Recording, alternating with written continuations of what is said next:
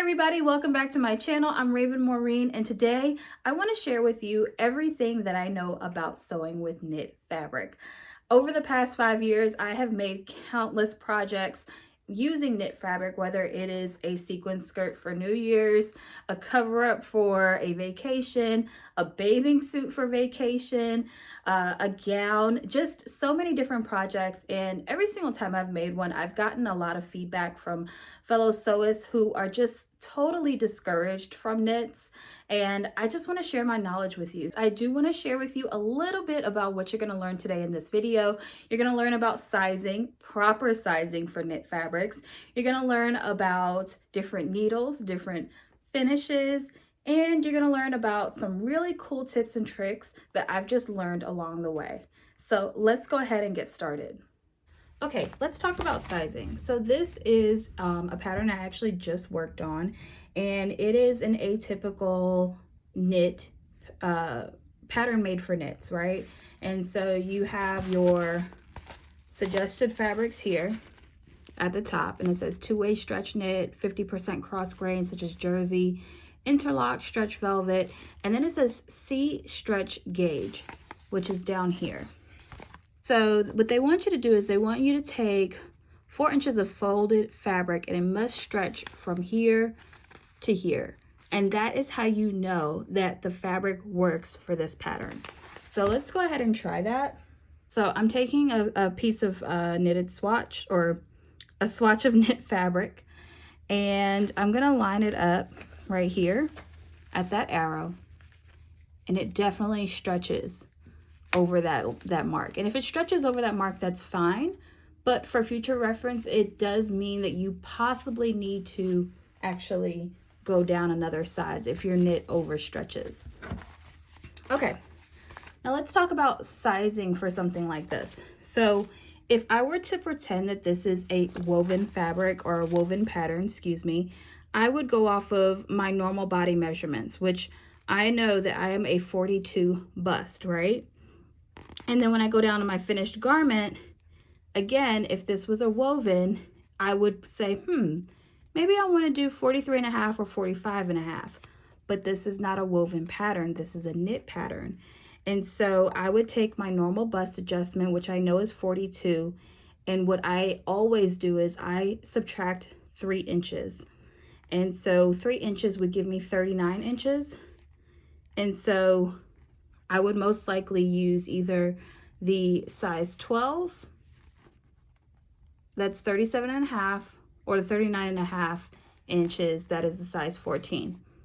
And then this is where you kind of have to use your own discretion and use your own style sense to figure out, would you rather have the 37.5 or the 39.5?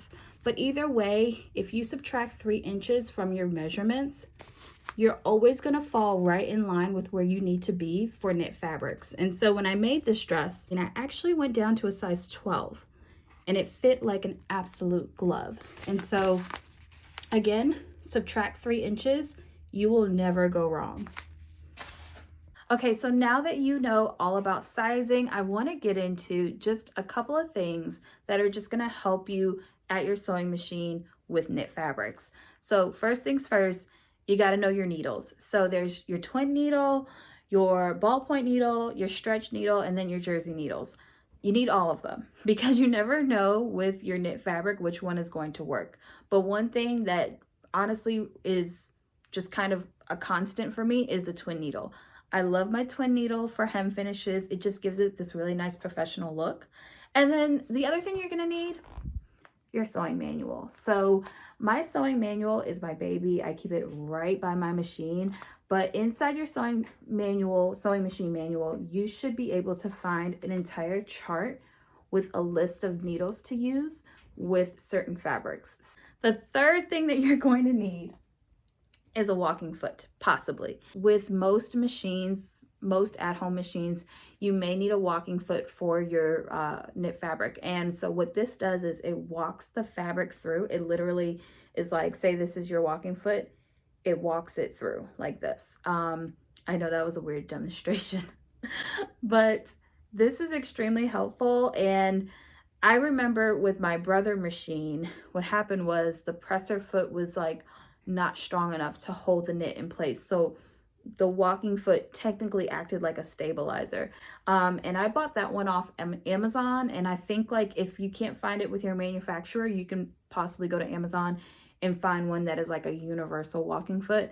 All right, so now that you know all those things, I definitely want to get into the hem, the finishes, all of that. So I want to talk to you about hem tape. This is something that you can get on Amazon. You can get it at your local craft store. I absolutely love hem tape. This is great for if you even don't know how to sew and you just need to hem something real quick. But I love to use this to finish all of my hems for knit items.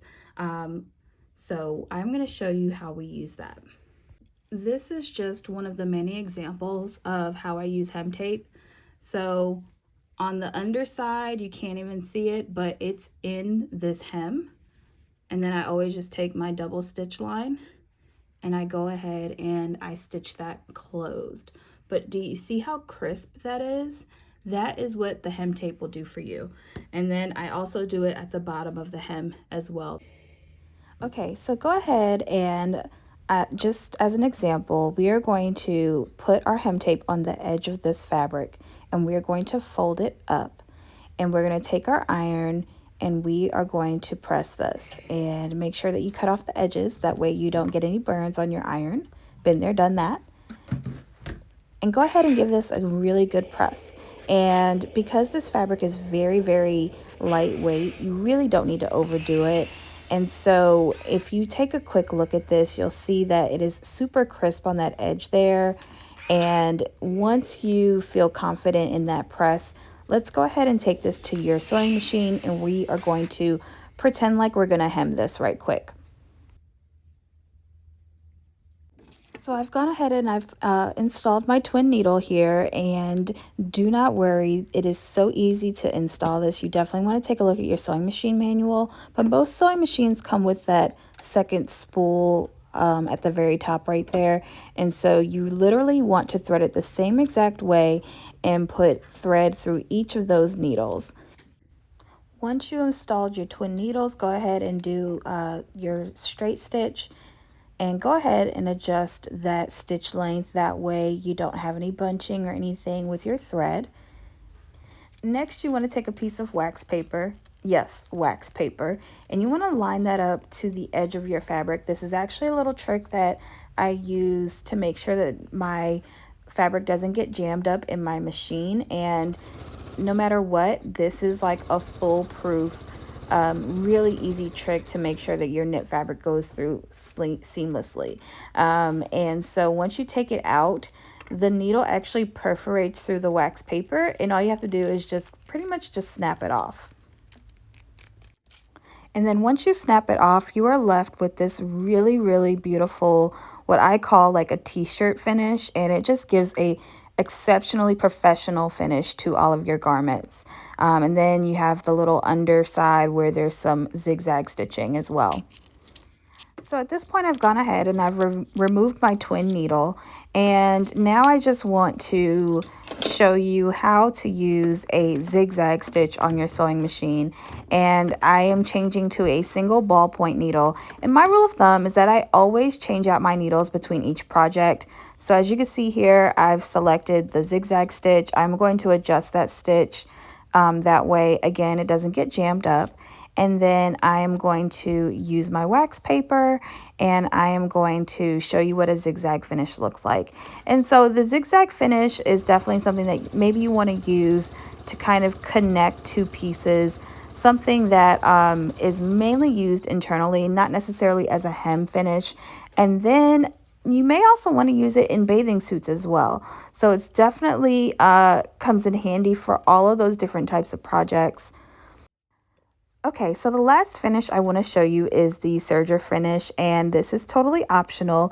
And so I just love my serger because it really gives that nice professional finish, and you can absolutely use it on knits.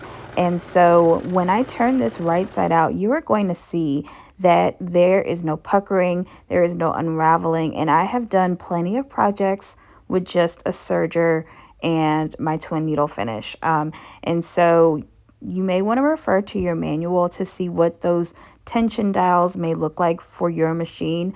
I know for me personally, I've kept them between a 0 and a 1, but it may be different for you.